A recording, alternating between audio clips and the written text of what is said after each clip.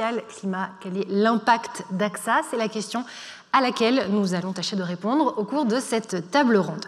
Alors bien évidemment, les enjeux climatiques, le partage de la valeur créée par l'entreprise ou encore l'investissement dans l'économie réelle sont au cœur des préoccupations et notamment pour les parties prenantes d'AXA, clients, collaborateurs et actionnaires.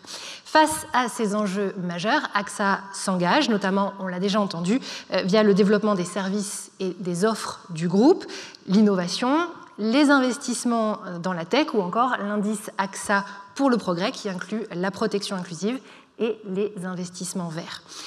Et pour nous aider à aller plus loin dans cette thématique économie, sociale, climat, j'ai le plaisir d'accueillir pour cette table ronde donc Karima Sylvan, directrice des ressources humaines du groupe AXA. Bonjour Karima. Bonjour Nadia. Helen Brown, directrice juridique du groupe AXA et représentante des actionnaires salariés au conseil d'administration. Bonjour Helen. Bonjour Nadia. Alban de Maïnel, directeur financier du groupe AXA. Bonjour Alban. Bonjour Nadia. Et enfin Patrick Cohen, directeur général d'AXA France. Bonjour Patrick. Bonjour Nadia. Merci à tous les quatre d'être avec nous. Alors, pour commencer, au travers de sa stratégie et sa performance, nous avons pu constater la solidité du groupe AXA, sa résilience et sa présence à l'international. Pour autant, l'année 2022, on l'a entendu également, a été marquée par de nombreuses crises qui se sont succédées et parfois télescopées, cumulées. Donc les particuliers comme les entreprises ont été directement impactés et cela inclut bien évidemment les clients d'AXA. Donc pour ma première question, je m'adresse à vous, Patrick, en votre qualité de directeur général d'AXA France. Comment, en tant que premier assureur des Français et des entreprises, avez-vous soutenu ces derniers en 2022 ? Bonjour à toutes et tous. Nadia, en 2022, nos équipes, nos agents ont été plus que jamais mobilisés pour aider nos clients. Pour aider nos clients d'abord face aux épisodes climatiques records, dont la facture s'élève à 11 milliards pour le secteur, du jamais vu depuis plusieurs décennies.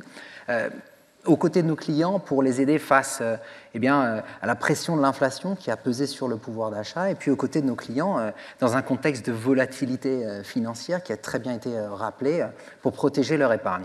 Dans ce contexte très difficile, les équipes, nos agents avaient à cœur d'agir vite, de se mobiliser pour nos 14 millions de clients et bénéficiaires en France et 93 millions de clients dans le monde, à cœur de renforcer ces liens qui sont très forts, qui parfois nous unissent sur plusieurs générations. Et c'est bien là tout le sens de la transformation que nous menons chez AXA France. Alors, pour vous donner quelques chiffres, en 2022, nous avons pris en charge plus de 7000 sinistres, dommages par jour, pour un montant d'indemnisation totale de 4,2 milliards. Nous avons géré plus de 100 millions d'actes de prestations santé pour un montant de 7 milliards et nous avons versé 1,5 milliard d'intérêts à nos clients en épargne. Et au-delà de ces chiffres, moi je veux rappeler l'engagement et féliciter l'engagement de nos équipes, de nos agents qui ont pris des mesures exceptionnelles. Je vais prendre un exemple. Lors des épisodes climatiques, nous avons envoyé en amont plus de 6 millions de SMS à nos clients pour les avertir et pour leur rappeler les gestes à adopter. Nous avons dérogé à nos règles en étendant les délais de déclaration, en étendant les délais de relogement. Et puis, nous avons procédé à des avances d'indemnité et puis constitué un fonds de solidarité. Si on prend le thème du pouvoir d'achat, AXA en France a été bien au-delà des engagements de la profession sur ce thème, puisque nous avons par exemple gelé nos primes en auto, en habitation pour les moins de 30 ans. Et ces engagements sur le pouvoir d'achat, nous les faisons à un moment où l'inflation pèse très lourd sur notre charge de sinistre et il y a beaucoup d'initiatives pour justement maîtriser nos coûts et pouvoir tenir ces engagements. Enfin, sur les perturbations financières en épargne, nous avons su innover. Nous avons su proposer à nos clients des solutions qui étaient décorrélées des marchés financiers. Je pense à des investissements dans l'infrastructure, dans la transition énergétique, ou dans le capital investissement. Je pense à notre fonds Eurocroissance, qui a une garantie à terme, qui est un franc succès sur le marché, qui a servi parmi les taux les plus hauts du marché l'année dernière. Donc voilà, beaucoup d'actions très concrètes. Je crois que la plus grande satisfaction, c'est de voir que la satisfaction justement de nos clients a atteint des niveaux records sur l'ensemble de nos métiers en 2022. 9 clients sur 10 sont satisfaits de la qualité de service qu'ils ont reçu de nos équipes. Alors bien sûr, il y a encore beaucoup à faire, mais ceci est positif. Nous gagnons de nouveaux contrats et nos clients sont de plus en plus fidèles. Un retour très positif. Alors, pour accompagner vos clients dans ce contexte difficile, AXA s'appuie sur son réseau d'agents ainsi que sur tous ses collaborateurs, 23 000 chez AXA en France notamment. Donc, intéressons-nous un peu à ces équipes qui se doivent de répondre à des enjeux, on l'a dit, très complexes. Je me tourne vers vous, Karima, en tant que DRH du groupe AXA. Parlez-nous un peu de la politique de recrutement et de rémunération menée au cours de l'année 2022, à la fois en France et à l'international. Bonjour à toutes et à tous. Merci Nadia de me donner l'occasion de prolonger ce que Thomas a dit sur ce que nous faisons pour l'ensemble des collaborateurs. Et je souhaite d'abord les remercier parce que ce sont bien les 100 000 collaborateurs que nous avons, 110 000 collaborateurs que nous avons partout dans le monde, 145 000 en parlant et en intégrant aussi nos agents qui font l'ADN et le succès d'AXA. Je sais que quelques-uns sont dans la salle, beaucoup sont aussi en ligne, donc je souhaite commencer par les remercier.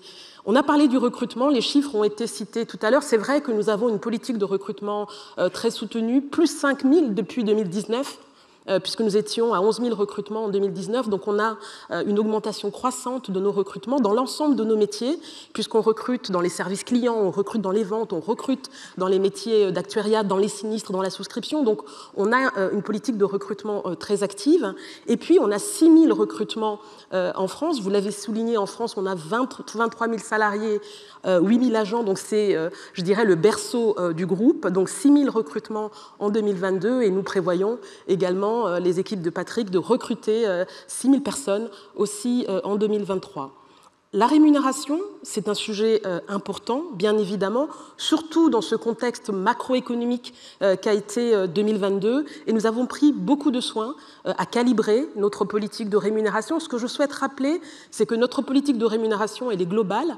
Elle intègre bien évidemment les salaires et les primes. Et Thomas rappelait tout à l'heure que nous avons 8,3 milliards d'euros consacrés aux salaires et aux primes. Mais elle intègre aussi l'intéressement et la participation. Elle intègre aussi les avantages de santé, les avantages de retraite. Elle intègre aussi l'accompagnement au télétravail que nous faisons. Et puis, Helen parlera tout à l'heure de l'actionnariat salarié. Sur les salaires, nous avons décidé en 2022 d'avoir un investissement exceptionnel compte tenu des circonstances et par conséquent, nous avons augmenté les budgets d'augmentation salariale. Si je prends l'exemple de la France, nous avons porté le budget d'augmentation salariale à 5%. C'était 2,5% l'année précédente et nous avons en sus versé une prime de partage de la valeur d'un montant de 1 000 euros à peu près 15 000 salariés. Et s'agissant de l'intéressement, qui est aussi un outil important au sein d'AXA, servi dans plusieurs pays européens, qui concerne plusieurs milliers de collaborateurs, eh bien, c'est aussi un outil très important pour nous. Et en France, l'intéressement représente, suivant les années, entre 1 mois et 1,5 mois de salaire. Voilà. Merci beaucoup, Karima. Alors, je me tourne vers vous, Helen, maintenant. Les collaborateurs peuvent également être des actionnaires, on l'a entendu, et vous êtes particulièrement informés sur le sujet, puisque c'est vous qui représentez les actionnaires salariés au conseil d'administration d'AXA depuis 2020, je crois. J'imagine que, tout comme la rémunération, l'intéressement, la participation, on vient d'entendre un peu d'informations là-dessus, l'actionnariat salarié occupe une place importante dans la vision du groupe sur le long terme. Que représente concrètement l'actionnariat salarié chez AXA, comment est-ce qu'il se matérialise? Alors, bonjour à tout le monde. Et effectivement, Nadia, j'ai l'immense privilège de représenter les collaborateurs actionnaires à travers le monde. Et peut-être je commence avec un petit mot sur l'origine de ce programme, qui a été créé par Claude Bébéa en 1993. Donc, ça veut dire que depuis 30 ans, quelles que soient les conditions de marché, AXA lance une opération nommée SharePlan tous les ans. Alors, quelques chiffres. L'année dernière, quelque chose comme 21 000 collaborateurs ont souscrit à SharePlan. Et aujourd'hui, 40 000 collaborateurs dans 40 pays, c'est-à-dire à peu près un tiers de notre effectif détiennent 4% du capital et 6% des droits de vote. Ce qui veut dire que nous, collaborateurs, nous sommes un des premiers actionnaires du groupe, ce qui donne évidemment une certaine stabilité à notre capital, mais ce chiffre montre surtout le succès de cette opération année après année. Merci beaucoup. Alors, on l'a entendu. AXA est une entreprise engagée pour ses clients, ses collaborateurs, donc ses actionnaires salariés. AXA est également engagé dans la société et l'économie en sa qualité d'investisseur d'envergure internationale. Je m'adresse donc à vous, Alban, en tant que directeur financier du groupe. Que représente AXA en matière d'investissement à l'échelle mondiale? De quelle manière est-ce qu'AXA investit les cotisations et l'épargne de ses clients, que ce soit les particuliers ou les entreprises? Donc, bonjour à tous. Donc, nous avons un peu moins de 500 milliards d'investissements, 478 milliards pour être précis. Et ces investissements représentent à la fois l'épargne que nous ont confiée nos clients en assurance vie, mais aussi l'argent que nous avons mis de côté, les provisions, pour faire face aux sinistres que nous devrons payer. Donc nous avons une obligation d'équilibre entre le rendement et la sécurité sur ces actifs. Ce qui nous amène à investir à peu près 3/4 dans des obligations gouvernementales et des obligations d'entreprises cotées, et 1/4 dans d'autres types d'actifs, comme les actions privées ou cotées, les infrastructures ou l'immobilier. Et pour ce faire, nous nous appuyons sur l'expertise d'AXA IM, notre filiale de gestion d'actifs, qui est un leader sur la partie actifs liquides, mais qui est aussi la première plateforme européenne pour les actifs réels et la première plateforme européenne pour les actifs alternatifs. Donc, grâce à eux, nous avons une gestion de ces actifs de haute qualité. Et nous investissons environ 20 à 30 milliards chaque année. Vous avez quelques exemples concrets pour illustrer l'impact direct des investissements d'AXA dans l'économie? Alors, tous nos investissements sont dans l'économie, parce que même quand nous prêtons aux États, quand nous prêtons aux grandes entreprises, c'est dans l'économie. Mais je vais vous donner quelques exemples qui sont peut-être moins connus. Donc, je commence d'abord avec les investissements dans les PME. Nous avons un portefeuille de prêts aux PME de 8 milliards. Nous finançons environ 400 entreprises en Europe et aux États-Unis, PME et entreprises de taille intermédiaire.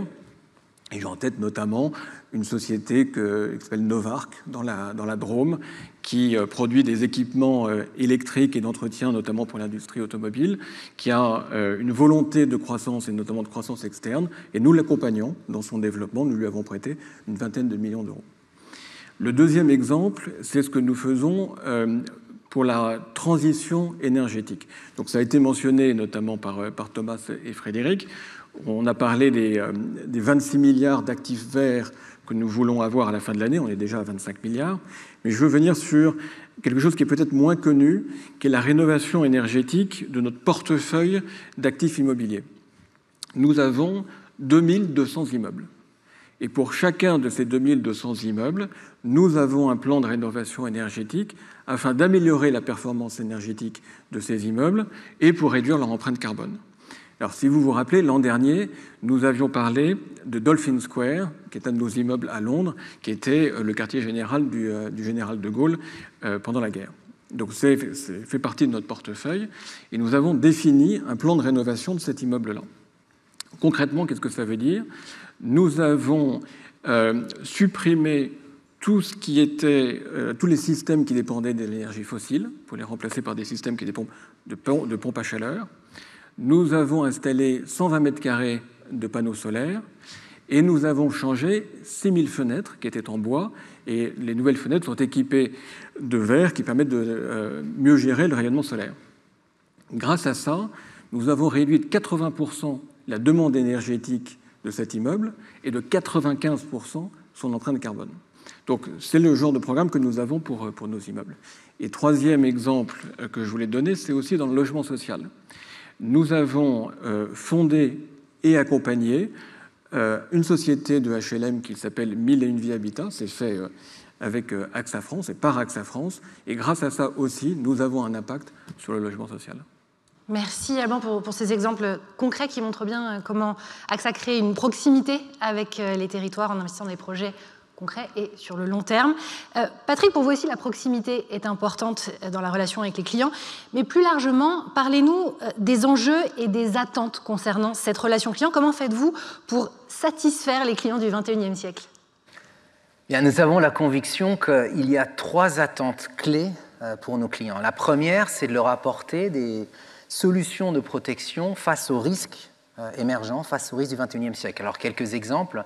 Nous voulons continuer chez AXA France d'être le premier assureur des énergies renouvelables. Nous voulons protéger nos entreprises face aux risques cyber qui sont en pleine explosion. Nous voulons aussi contribuer à l'inclusion sociale des foyers les plus modestes, en leur offrant des offres qui sont adaptées, qui sont abordables et qui sont de qualité. Nous ne pouvons pas nous résoudre au fait qu'il y a une partie croissante des Français qui renoncent à l'assurance. La deuxième attente forte, c'est celle de l'expérience client, pour avoir une expérience client qui soit toujours plus simple, plus rapide, plus intuitive, et qui allie en fait la technologie et l'humain. Nous avons beaucoup investi chez AXA France ces dernières années dans la technologie parce que ça nous ouvre le champ des possibles.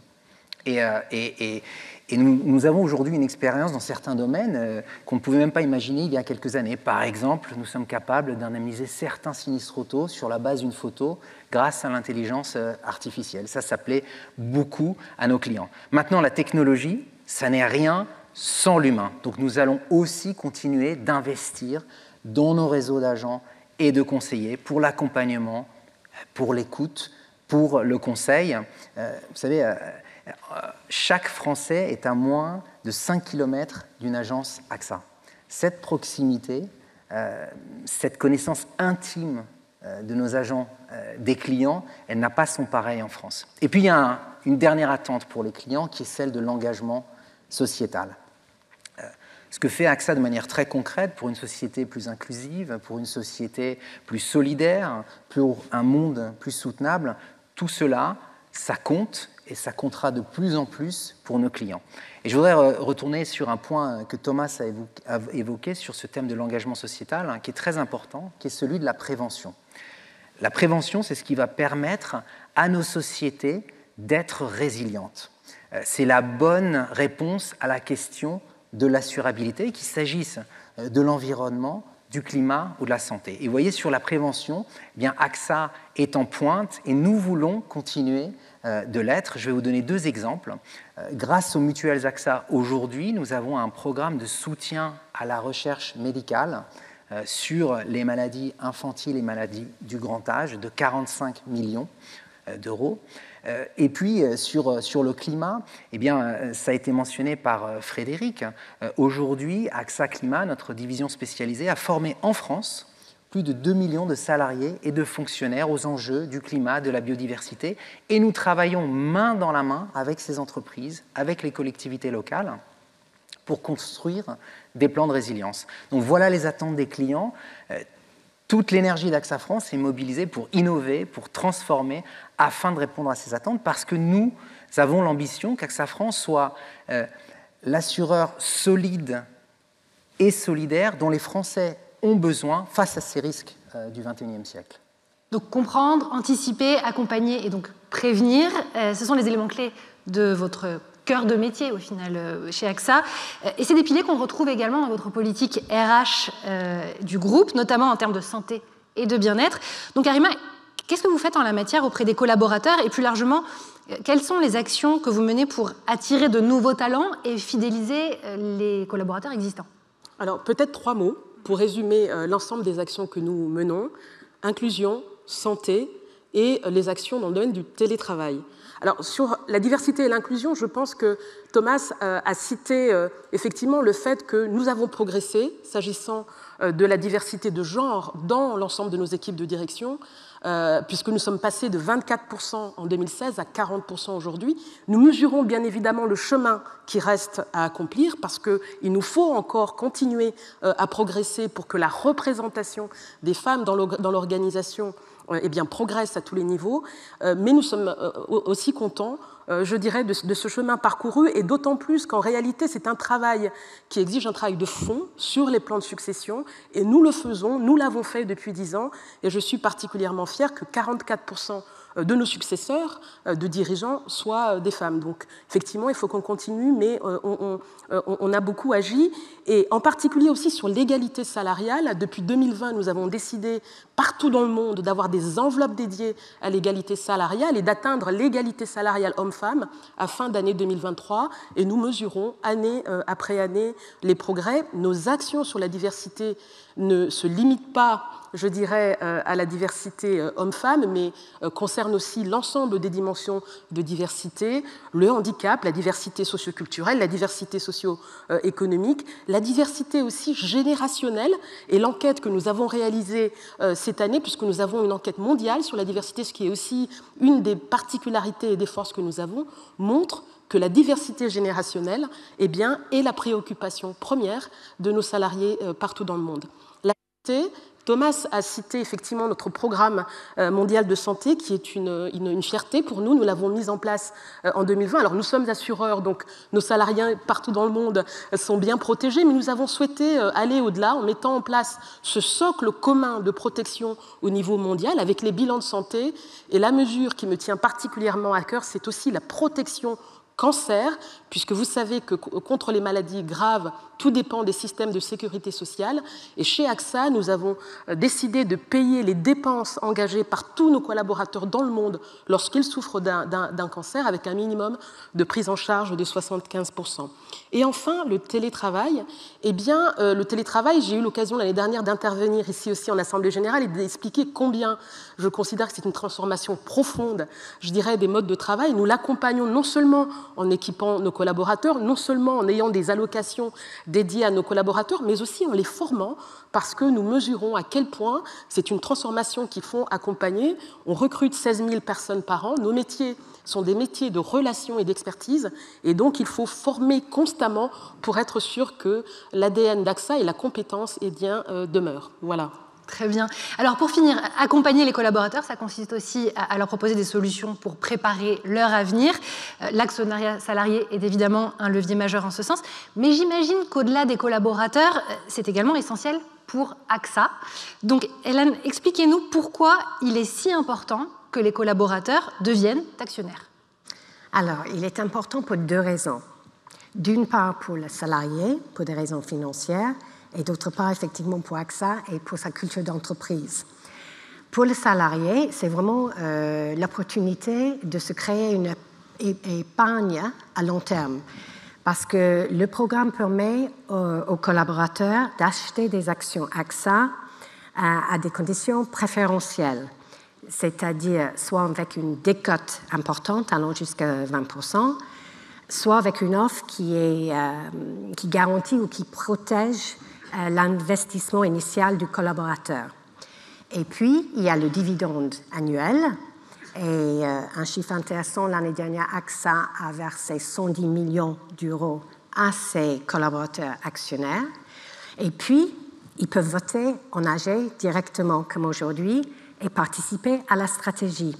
Et ce que je trouve très intéressant, c'est que c'est une population qui a très envie de s'exprimer et de participer à la vie de l'entreprise. Et ça, je le sais parce qu'au printemps, on a pour la première fois lancé une grande enquête auprès des collaborateurs actionnaires et on a eu 5000 réponses, ce qui est beaucoup, et ce qui montre l'intérêt pour les sujets d'avenir d'AXA et l'engagement. Et c'est justement cet engagement qui renforce la culture d'entreprise d'AXA, parce qu'un salarié qui est aligné stratégiquement, financièrement et qui est motivé va être un salarié qui est plus fidèle, et on en a besoin chez AXA parce que l'assurance est un métier à long terme, et elle va aussi être une collaboratrice plus performante. Toutes les études le montrent.